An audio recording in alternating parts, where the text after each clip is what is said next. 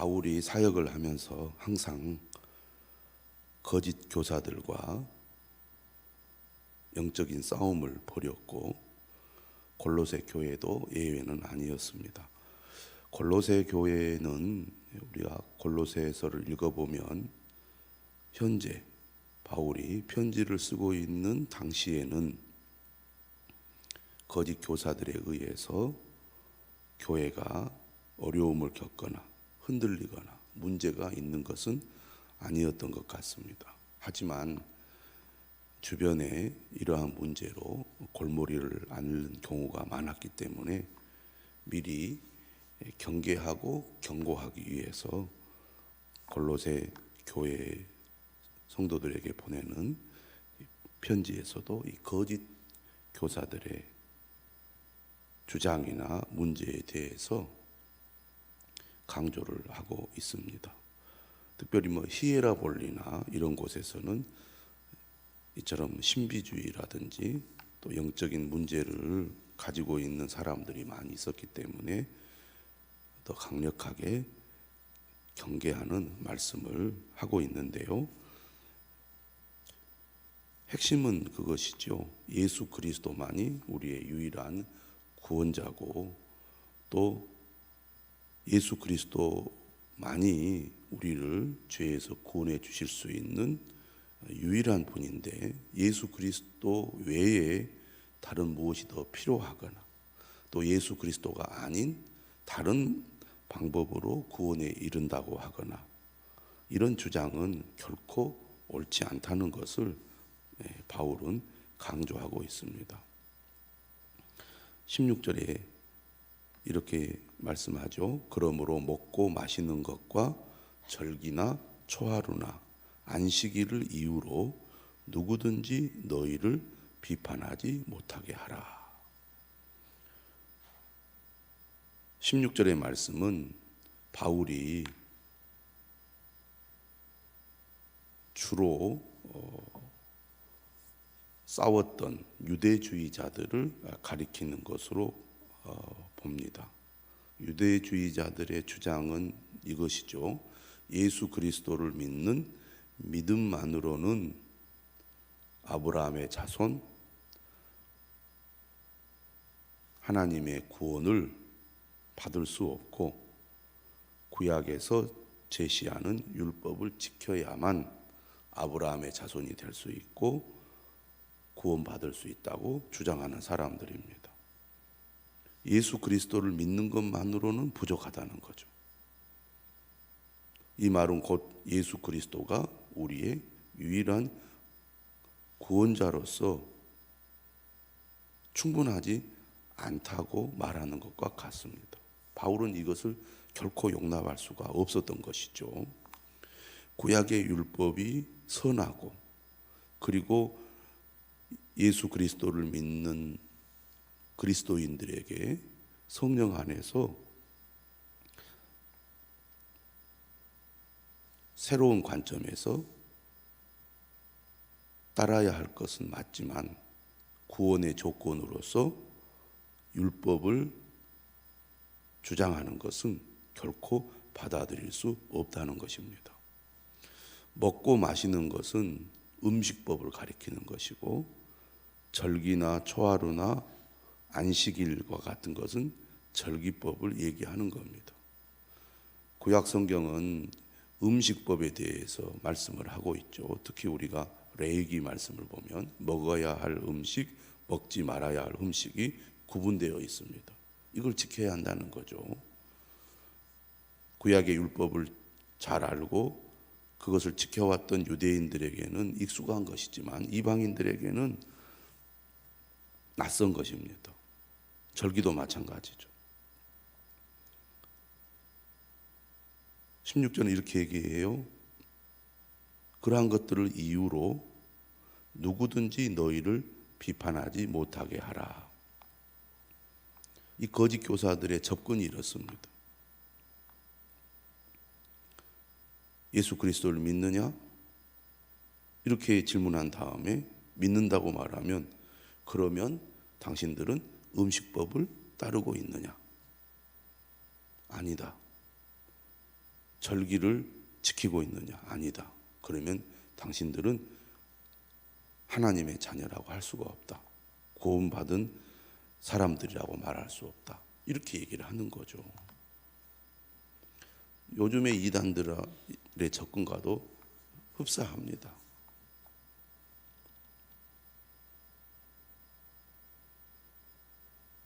어떤 이단들은 유월절을 아느냐, 유월절을 지키느냐, 유월절이 뭔지 아느냐, 이런 식으로 접근해서 그리스도인들에게 생소한 것들을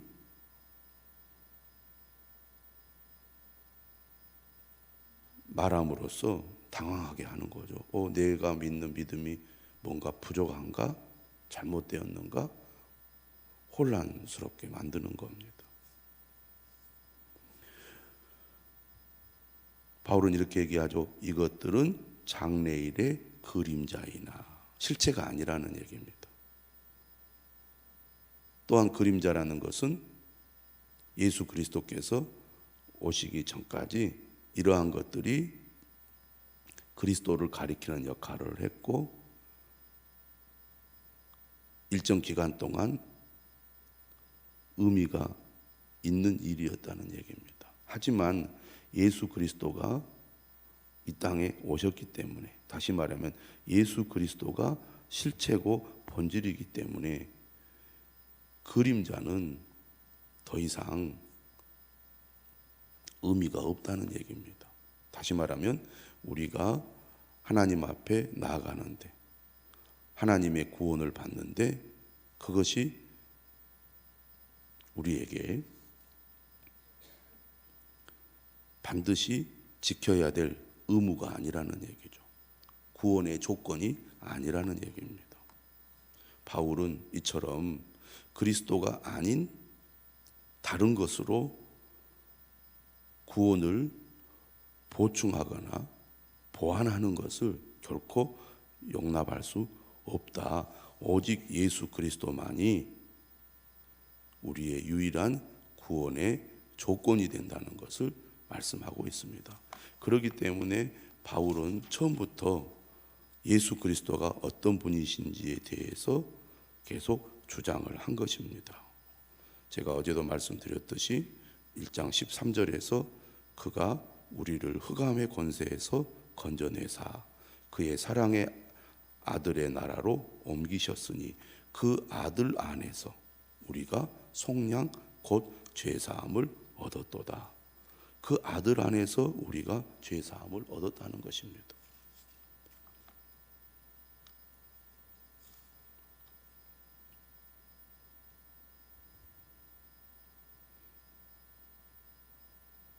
그리고 1장 19절에서도 무엇이라고 말하느냐면 아버지께서는 모든 충만으로 예수 안에 거하게 하시고 하나님의 충만이 예수님 안에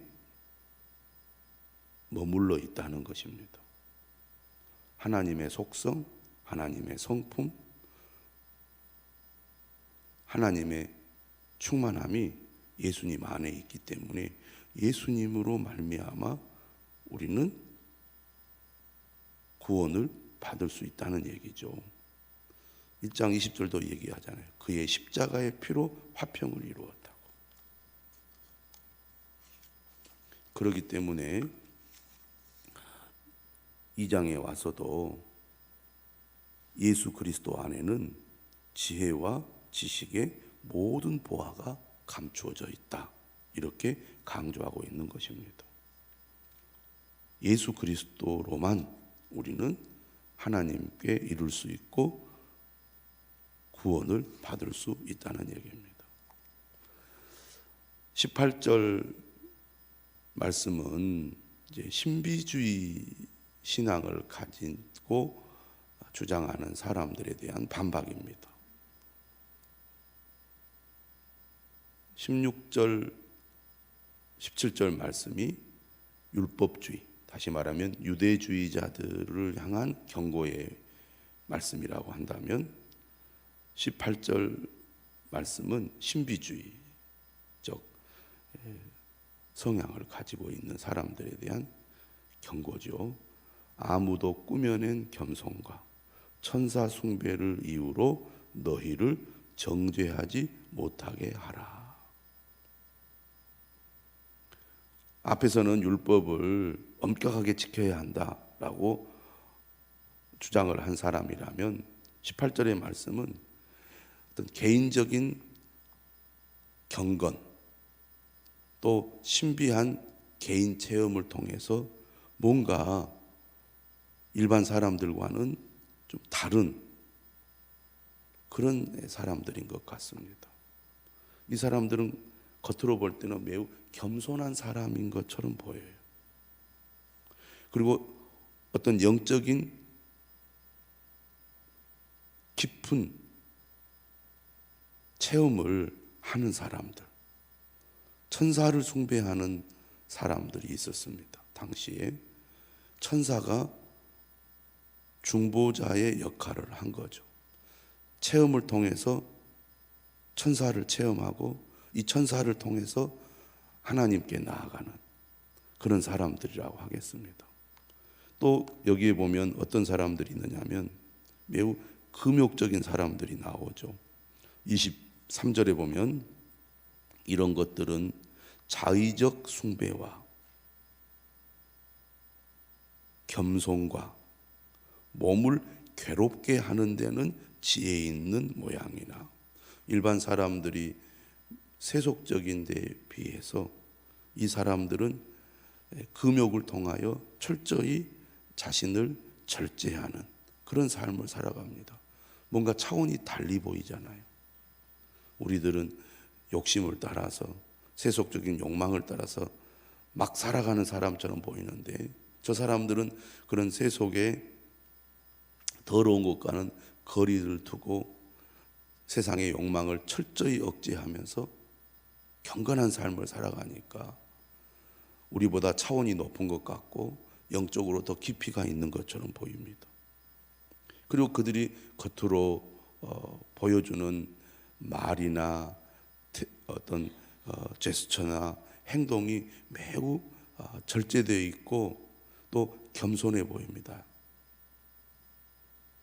말도 조심조심하게 하고 태도도 조심조심하고 그러니까 뭔가 우리와는 다른 영적인 깊은 그 단계에 있는 사람처럼 보입니다.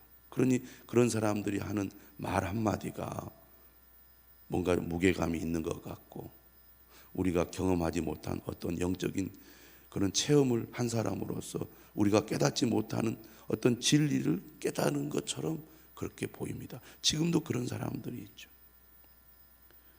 이런 사람들은 철저히 자기 체험이 중요하고 자기가 경험한 것이 중요합니다. 내가 천사를 만났습니다. 천사를 통해서 하나님의 뜻을 제가 알게 되었습니다. 제가 진리를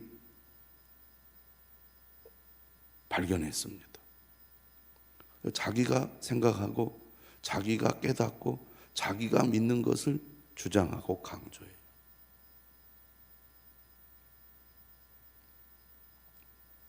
오늘로 말하면 율법주의는 철저히 말씀을 깊이 파는 사람들이라고 한다면 신비주의는 기도를 많이 하는 사람 쪽에 해당하는 사람이라고 하겠습니다. 성경을 많이 알아도 예수 그리스도의 복음에 서 있지 않으면 잘못된 길로 갈 수가 있고요. 기도를 많이 해도 예수 그리스도의 복음에 분명하게 서 있지 않으면 이상한 쪽으로 갈 수가 있다는 겁니다. 사람이라는 것이 특이해서 좌우로 치우치기 쉬운 그런 존재라는 것이죠.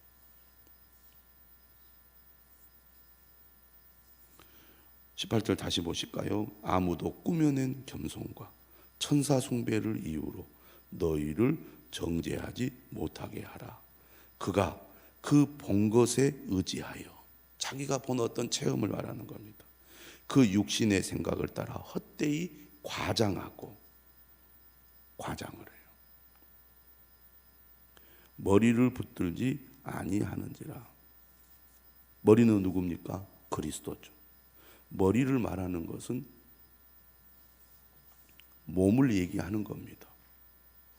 그리스도의 몸인 교회 공동체의 머리를 얘기하는 거죠. 그러니까 바르고 건강한 신앙은 철저히 교회 공동체 안에 있어야 하고, 교회 공동체 안에서 철저히 머리를 따라야 한다는 겁니다. 내 체험, 내 경험, 내 지식이 중심이 되고 우선이 되면 잘못되는 거죠. 공동체 안에서 검증이 되어야 하고, 무엇보다도 예수 그리스도, 그분이 우리의 중심이 되어서 예수 그리스도의 말씀과 진리를 따라서 우리가 믿음의 삶을 살아야지. 나는 교회도 필요 없습니다. 그리스도도 필요 없습니다. 내가 직접 경험한 하나님, 내가 직접 체험한 영적인 체험, 이것이 중요합니다. 오늘날에도 이런 체험을 중요하는 사람들 중에는 내가 직접 기도해서 하나님의 지시를 받겠습니다. 하나님의 음성을 듣고 응답을 받고 내가 행동하겠습니다. 더 심하게 이야기하면 나는 하나님과 직통으로 지시를 받는 사람입니다. 직통 계시를 강조하고 주장하는 사람들이 있습니다. 우리가 하나님의 음성에 귀를 기울이고 하나님의 음성을 따라 순종하는 삶을 사는 것이 매우 영적이고 또 귀한 것처럼 보이지만, 그것이 머리를 따르는 것이 아니고 몸된 공동체 안에서 우리가 신앙생활을 건강하게 해내지 않으면 이처럼 잘못된 방향으로 흐르기가 쉽다는 겁니다.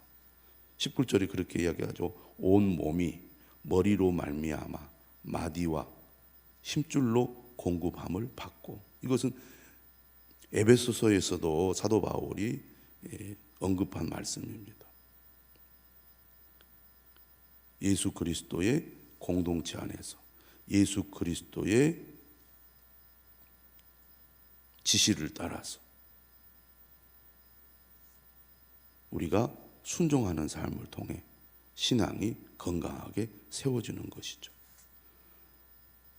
온몸이 머리로 말미암아 마디와 힘줄로 공급함을 받고 연합하여 하나님이 자라게 하심으로 자라느니라. 교회 공동체가 중요한 겁니다. 그리고 공동체 안에서 예수 그리스도가 주인이 되는 교회, 예수 그리스도의 말씀이 중심이 되는 교회, 그 말씀을 따라 우리가 서로 연합하여 주님의 말씀을 따를 때 각자가 건강하게 성장하는 신앙생활이 가능하다는 것입니다. 20절 다시 한번 말합니다. 너희가 세상의 초등학문에서 그리스도와 함께 죽었거든. 여기서 세상의 초등학문은 세상의 일반적인 원리라고도 말할 수 있지만 직접적으로는 율법주의를 가리키는 겁니다. 어찌하여 세상에 사는 것과 같이 규례에 순종하느냐. 곧 붙잡지도 말고 맛보지도 말고 만지지도 말라 하는 것이니.